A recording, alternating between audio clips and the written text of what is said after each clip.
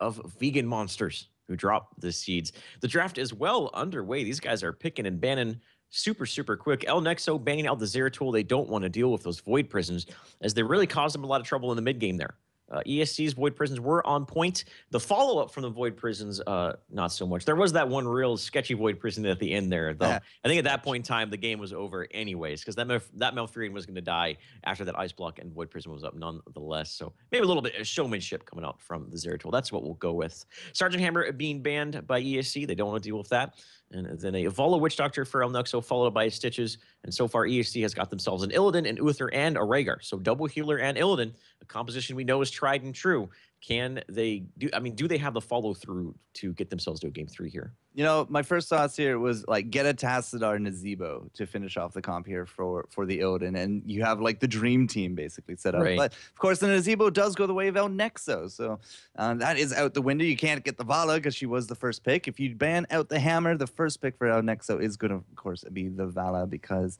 You know, Vala, we see that all the time, first pick material, especially on the NA side of things. I can't imagine she's unwanted in any kind of team comp at this point either. But, yeah, ESC is looking actually really strong here for Garden of Terror so far. It really kind of depends what kind of tank they get here for the front line, what kind of DPS they put into the back. Since they have the Illidan, I suspect we're going to see either an ETC or a Chen coming out right here that goes very well with the dive mentality. And again, like, I would put in a Tassadar, to be honest. Tassadar would look good. I definitely agree. He's on the table. And then their frontline warrior, I feel like an ETC would really round their draft off very well. But they're going to go with the Chen. If this is North America, I almost guarantee you that'd be an ETC right there. Oh, yeah. Going to go with the Chen, though. So that's going to give them, again, that great displacement, disengage, and control of the barrel. Chen pretty much is a free lane, as he's very hard to gank. And if depending up against, if he's up against someone who doesn't have good wave clear, he can actually dominate the lane pretty well. It's one thing to consider here in Garden Terror, as with the map being so big and vast that there is plenty of time for pushes to be done before any team can really rotate in time to punish it. So looking at the lineup from El Nexo, though, they're going once again with Stitches Tyrana. It's been running it great. I have to say that Black Scorp has been playing a phenomenal Stitches. He's been threading that needle, you know, going fishing, getting himself a big old fish, and generally star comes out of the sky, and that's a dead nerd. Whew, chat scares me sometimes. Like, no, not again. But it was just Steel Dawn getting his hammer band out. So where were you this morning, buddy? That's all I got to say about that. Absolutely, though, the Black Score Stitches has been really on point. And the combo with the Tyrande, you've seen them in practice. Yep. I mean, as soon as that hook goes out, Tyrande throws down the arrow. And more often than not, it has been hitting. Of course, you know, you have to actually make it hit. But, wow, ESC. I like it. I knew that they needed a range damage dealer to go on this, and that's, you know, I would have went with the extra healing word. I would have went with the bruiser mentality, but the Archon, wow, early on, ESC. Well, not early on, that's the last pick, but ESC is going to take that Jaina. This has gotten super interesting to me now. I like that pickup. Jaina is a hero who's seen a lot of play in North America, and she's definitely starting to rear her head a little bit in the European meta too. She has so much burst potential. It's absolutely ridiculous. So if this Stitches is not smart about his positioning, or anyone on the team is not smart about their positioning, they can get absolutely torn apart by the burst potential that they have. Jaina needs a lot of protection, probably more protection than almost any other assassin in the game right now. But as long as she has that protection, the numbers she puts out are absurd, and ESC definitely has the ability to protect her. They got a cleanse, they have ancestral healing, and of course the zoning ability of Chen's Barrel. Yeah, it would be interesting to see what kind of synergies we can get from stuns and barrels and Jaina. I mean, I haven't seen a European Jaina yet. I have to assume at this point, though, that it is going to be more water elemental rather than a Ring of Frost. And the teams are about to show us as we're going to be jumping into the game. But once more, I mean, Black Scorp has a lot of freedom here with that fishing hook on top of that Stitches. The Stitches hook into the arrow, the Lunar Blaze, the Lunar, well, yeah, it's going to be a Lunar Blaze, but the Lunar Flare from Tyrande. Like, that could really bring them forth a lot of pain. And Malfurion to go on the back that El Nexo really does favor their Malfurion pickup. So, it is not 0-0, it is 1-0 for El Nexo.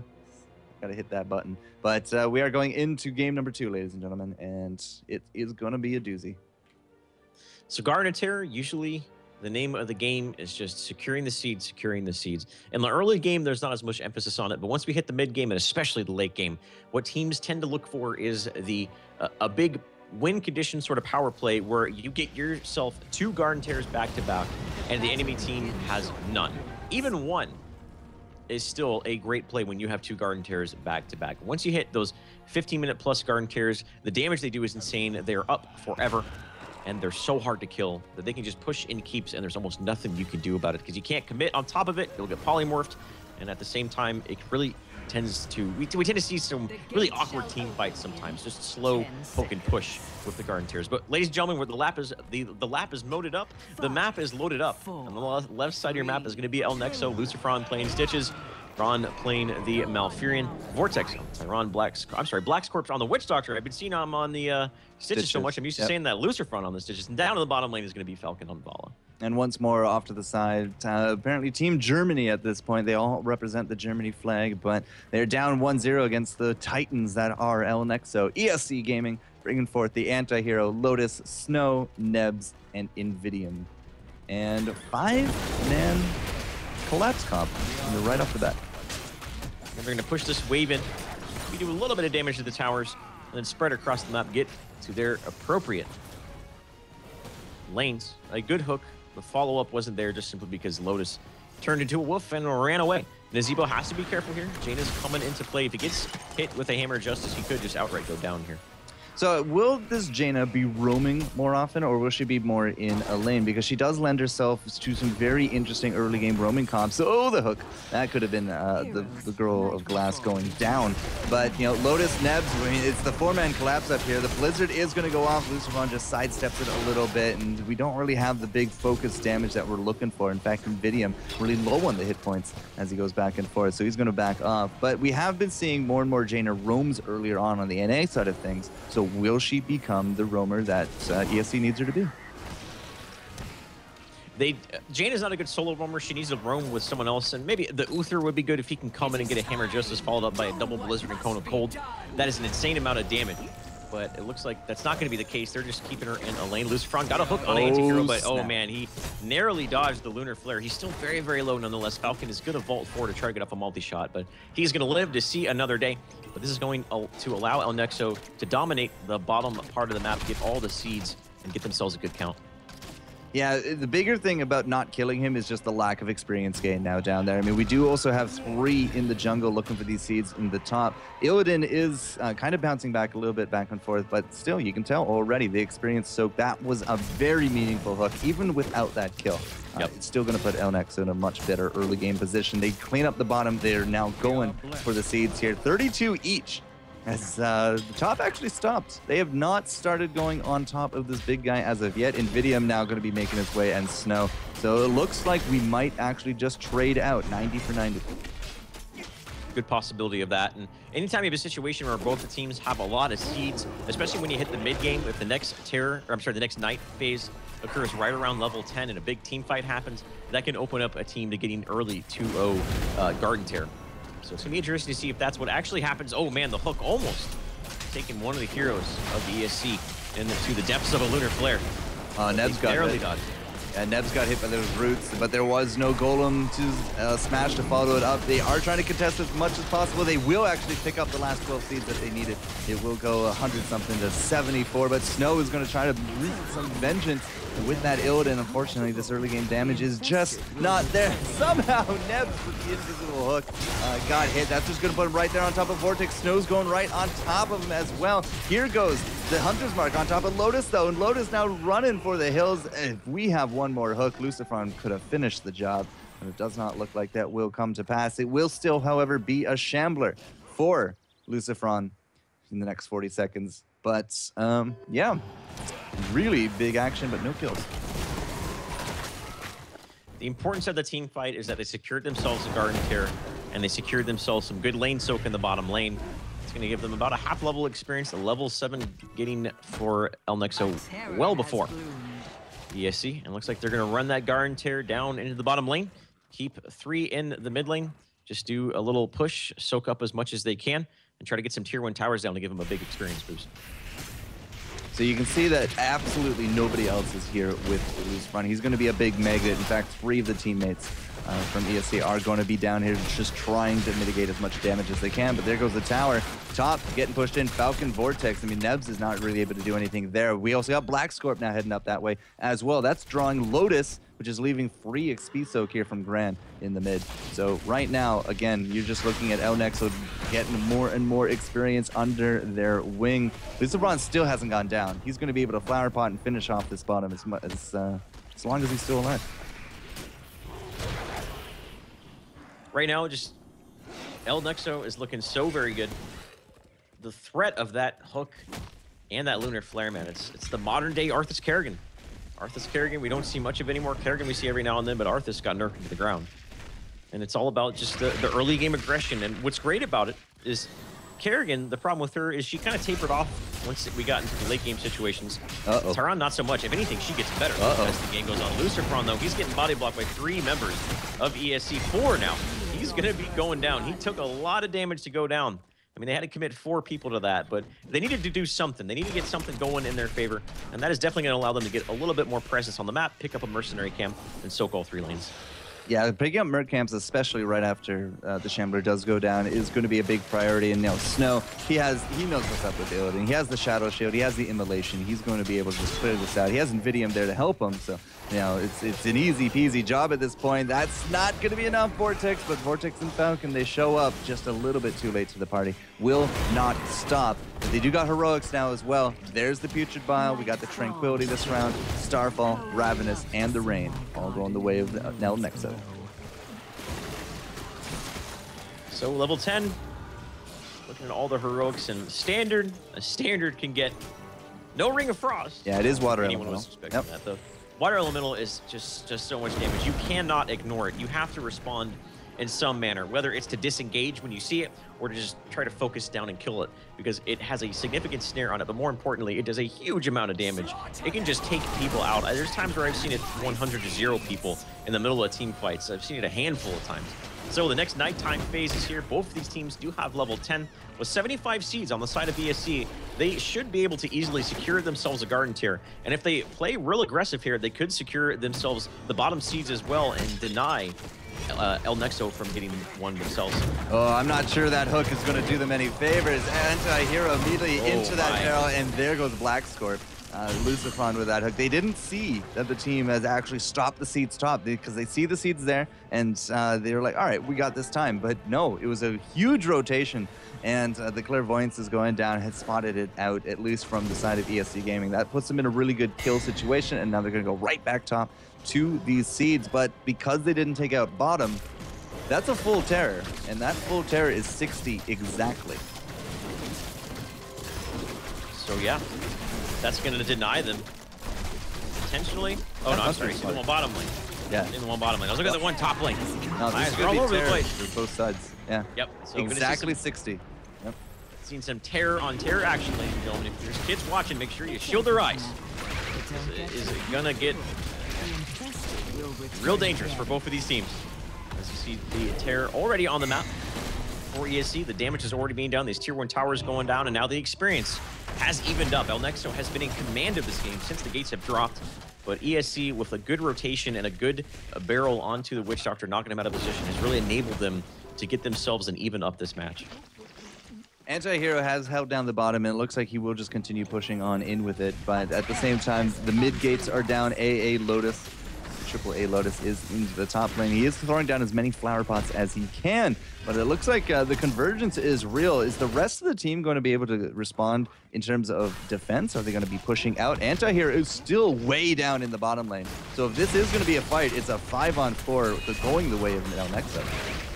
He is starting to rotate up there, but he is long away. It's going to take him the better part of 15 or 20 seconds before he gets to that fight, and this is going to enable Nexo to easily get this forward, utilizing the Garden Terror appropriately. 10 seconds left in Lotus. He's going to try to use all that hit points that he can. If we can catch out Lucifron, here comes the Metamorphosis as well. Anti-Hero needs to get into the back, needs to get that barrel going. It is ready to go, and there it goes. It will be trying to split up this team, but Nebs is kind of left off to his own devices. Vortex is going to be the big target here, and it's very likely to go down as well. Snow has his number, but now, again, You know, the Terror is done. This has been the reverse forward kill for El Nexo, and those auto attacks are going to take home Jaina. She is absolutely glassed up against the power of these autos, and Falcon, however, will be the big response here as well. I'm still not entirely too sure who's winning this one out. Lotus is here, Anti-Hero and Snow. They're looking for the kill on top of Grant. Looks like they're going to grab it as well. All Black Scorp can do is auto attack, and when he bursts, he's going to be a Witch Doctor on the front line of Snow and Anti-Hero. So if Lucifron drops, Black Scorp has to be running for it, but he's about to explode. There he is, the Witch Doctor. He needs to get that sprint going, and it is not going to be enough. El Nexo cannot take this fight. That was such a back and forth fight. Black Scorp is going to be able to secure this getaway by putting on his running shoes and sprinting right on out of there, but it just was so back and forth, so back and forth. Both teams looked like they had the edge on each other a couple times in that team fight, but definitely I will say that it was Snow was so very close to going down for a huge majority of that. Oh no, Vortex is going to get a caught out position here, and he's going to go down once again. He just died. Rez is going to die once again. There's a good Malfurion Roots onto a Rain of Vengeance. Snow is very, very low. Evasion is on cooldown. Can they burst him down? Holy Light is on cooldown, but Black Scorp is out of position. He's going to go down. Snow using the Metamorphosis, which is already back up. Lotus is going to use the Ancestral Healing to top himself up, and ESC is looking great right here. We're at the 10-minute mark. They're one level above El Nexo, getting this Siege Ogre camp, and on the horizon is level 16. Okay, this is a very different game to our game number 1 right there. Yes. Game number 1 was very dominant here for El Nexo. El Nexo has a tendency to bounce back into the late game, so I'm not counting them out yet, but they are sitting at 8-2, and they're going to be looking at level 16 pressure coming up from ESC. This Protect the Illidan farm has absolutely done wonders. We've had all the Ancestrals at all the right places. Anti-Hero coming in late, so that one was actually a big advantage with that barrel, so he was able to split up the team. And going back and forth, I mean, we have a great potential here for another Terror, because we got 75 seeds already in the bank and an entire bottom set of seeds left to go here for ESC. So they are looking to get themselves a Garden Terror, and as the game goes on, those Garden Terrors get better and better. So they're going to get themselves a Garden Terror. El Nexo needs to get these Terrors. They need to get almost both of them. They need to get all of the seeds in the bottom lane and a good substantial amount of the top one. Though ESC is going to be cleaning up this top one, which is going to completely deny any hope that El Nexo had of getting themselves a Garden Terror. One thing they need to do is they need to get level 16 here. They can be down against the Garden Terror. They're going to take some damage. That's inevitable. But being down level 16 as well, that puts them at a huge disadvantage, and they need to make up that experience discrepancy real soon. Yeah, the bottom seeds that ESC just left there for El Nexo, they do pick it up, but it's not enough. That will put them in a good spot for a Terror next round, if they survive. But again, they're 15 and a bit. They don't have their 16 talents, whereas ESC does. And this time, they are rocking the double blood for blood. They got the double imposing presence, the pressure point come out from the Chen, and northern exposure from the Jaina. If Jaina catches anybody in that cone of cold, they are going to melt with that extra damage vulnerability applied to them. Here comes the push from ESC. They're feeling good. These tier 2 towers will be taking down a hook. Lotus showmanship hook. Oh my god, he's like that. But yeah, dead. that's a lot of unnecessary damage taken on that Garden Terror. They really neglected it quite a bit. I mean, he still has 40 seconds on it. Anytime you have a Garden Terror, you really want to be as efficient as possible. It's better to slowly siege than it is to go headlong into a tower and get it down. They could have just sat there, thrown down some polymorphs, looked for a good initiation if maybe it's a 2-3-man polymorph, use the overgrowth to get damage done slowly but surely to the towers, but just, you know, aggressive movement, and now that Garden Terror's strength has been neglected almost entirely. This is also a testament to the Hunter's Mark, because Lotus, I mean, it was almost 100% because of the Hunter's Mark. I mean, it almost like did an extra, what, 25% overall damage, and hit points like that, that's a lot of damage. And as you can see here, he goes top, he gets off one flower pot, gets hooked, and he's done. He's out of there. That was a lot of, you know, waiting around. All the heroics, however, are up, and we're almost in the position that El Nexo wanted. If they got a fight by these bruisers, it could have been massive for them.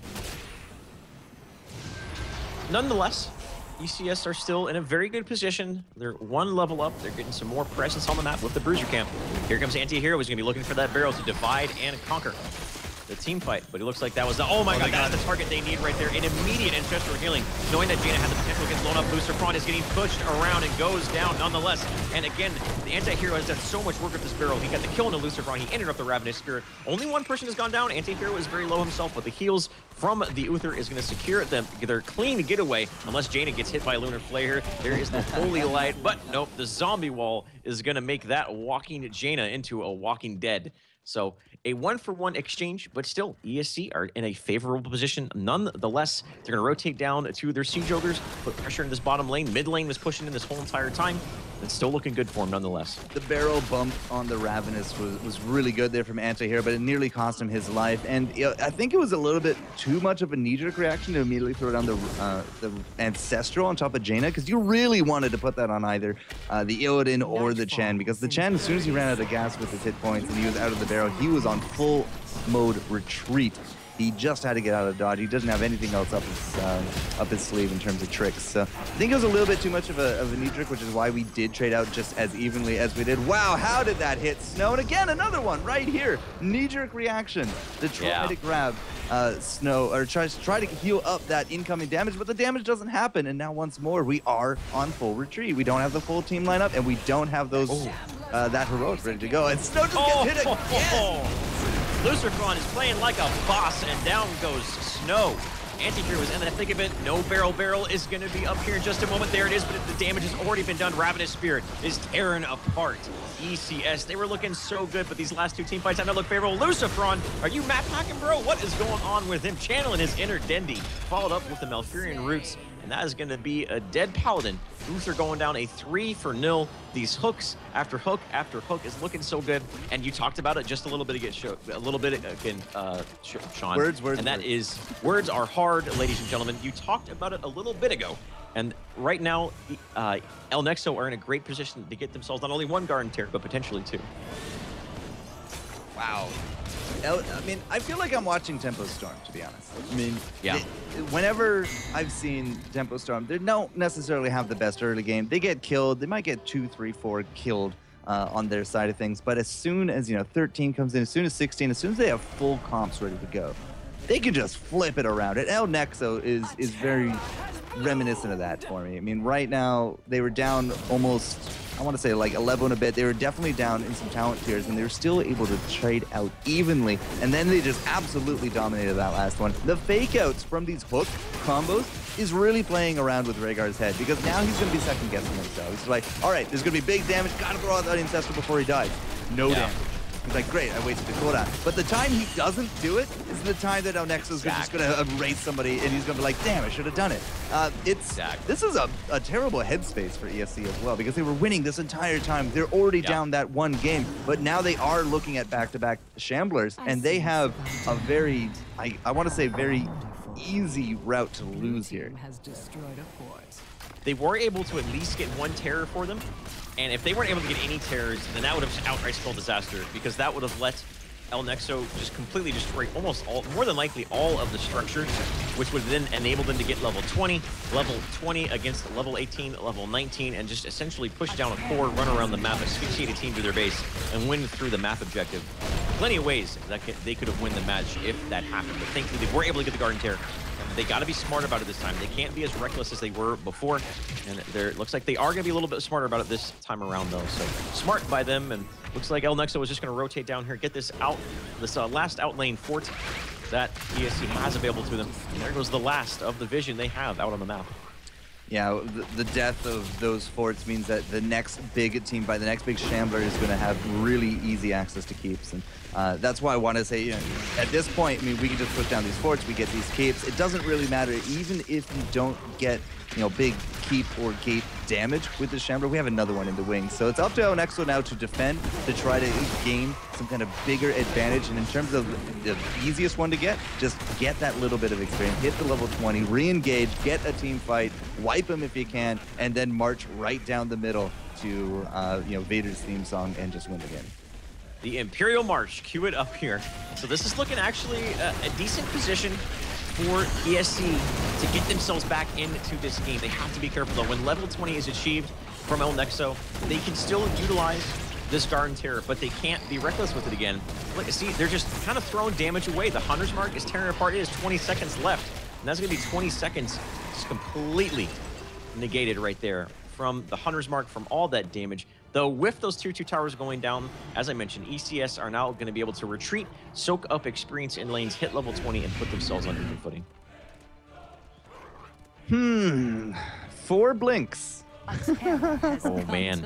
4 A lot of blinks and maneuverability. a hardened shield coming out from El Nexo. They have the maneuverability that they need in these fights. Unfortunately, they couldn't capitalize on anything with the 19 to 20 discrepancy. We now have 20 hype as well for ESC. But still, you're looking at Black Scorp just marching down. He is the Nazeebo, so we're not dealing with any kind of Ravenuses as of yet, but we're just going to try to bait out and look for a hook, look for a kill. At the same time, they're going to throw down these polys and the plants, and Anti-Hero saying he's having none of it.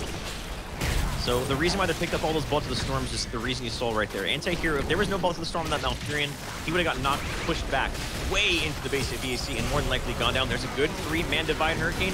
There is Snow. Top of the Metamorphosis. The Rain of Vengeance looks like it's not doing much. Completely dodged from ESC. Right now, no one is going down. Jaina is pretty low. There is the Ancestral Healing on top of the Uther, but Jaina is right now has been a complete non-factor in this team fight. Just the damage is not being done. Now Anti-Hero is going to get hit by a Lunar Flare. There's the Ravenous Spirit on top of him, but with a double healer composition. It's going to keep him alive, but the keep is going to go down. So even though no one went down here, it's definitely a favorable exchange for El Nexo, as now they have that mid lane is going to be pushing in with catapults, threatening with points. So no kills. Level 20 fight, no kills. You don't really see that often, but as you said, the keep is down, the catapult pressure will be real, and the 5-man re-engage. We have the Farsight off. Lotus is just saying, all right, let's say what we can do up against Lucifron, and Anti-Hero says, yeah, we're going to do that as well. They're going to continue fighting and going in. They're looking to do the body blocks on top of Black Scorp. He does use the bolt to get away. Now Anti-Hero maybe a little bit too far forward. Healing Ward is going to go down. He had to jump to the Golem, but the hit points are just not really moving here on top of El Nexo. It was a great Divine Hurricane from Nebs, but there was nothing to follow it up. There was no barrel. We had already bullied out the Illidan, and Jaina had already kind of just thrown down everything as well. So once more, another fight. No kills. We got to wait for a lot of these heroics to come back up. The only one here for El Nexo is going to be Rain of Vengeance, but we still got the barrel. We got the Water Elemental. We have the Ancestral, and now Illidan can go in with that meta. Anti-Hero was going in a little bit. He was looking for a good position for a barrel. This is it right there. There is the barrel on the backstory. He's actually going to bolt to the east rather than behind his own lines of his team. Though, unfortunately, Chen was using that barrel to zone out the team, but he left himself in the middle of a desert and got taken out right there. And this is going to enable El Nexo to get themselves seeds, roam southward to the map, get the seeds, pick up a Garden Terror, and all the meanwhile, these Siege Ogres in the mid lane have been pushing into the core. They did a considerable amount of damage to the shield, but no hull damage has been taken on the USS Enterprise quite yet, Captain. No, not quite yet. But, I mean, at 94 seeds, just before we even got down here, we had no positioning from ESC to kind of contest, and that's going to be the Chamber, probably the last Chamber of the game, if I had to take a guess. Raven is coming out, Lucifon with the front line. There goes the Uther. The Healing Ward is not, I don't know what that was. Healing Ward was not going to be near enough. There goes the Rhaegar now as well. Snow is going to try to equalize kills with Falcon, just bolts away, and Snow with the double hit from the Lunar Flare. Vortex is not gonna, how did he miss with that out? Doesn't matter. Invidium is not gonna be able to put up a defense worth mounting, and that is gonna be core. That will be the 2-0 from El Nexo, and that will be El Nexo now qualified for our grand finals at the end of the month. Actually, I think it's the first week of April 12th. And they are the first of our 8 qualifiers. And so far, our top seed, undefeated, didn't drop a single game in any of the sets. Good game well played to them. Very well played. And Cherry on top right there was finally getting that Jaina kill right before the core went down. And I mean, ECS, they were looking so